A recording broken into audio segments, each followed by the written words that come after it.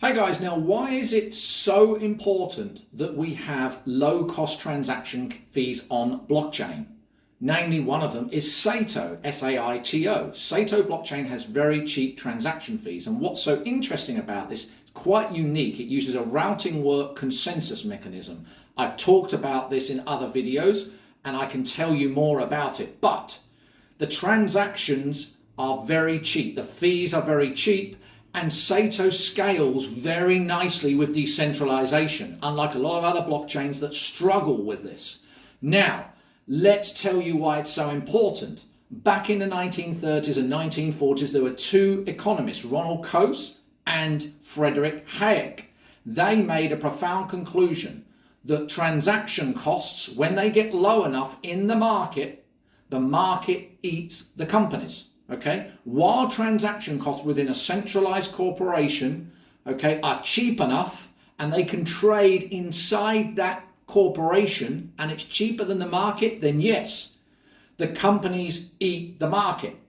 But essentially what inevitably happens is the transaction costs in the open market eventually get cheaper, and therefore the market eats the firms.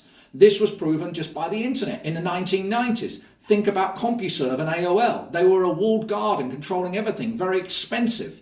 Okay, eventually what happened was the market, the transaction costs in the open market, okay, became cheaper than what it was for AOL and CompuServe. And AOL and CompuServe were then destroyed. That walled garden was destroyed. And now we have the internet as it is today. Okay, transaction costs for information became cheaper. This is because central planning generally fails, because knowledge in an economy is distributed, and it's very hard for centralized entities to aggregate all that distributed information in an economy. This is where blockchains like Saito came in, because they have very cheap transaction fees.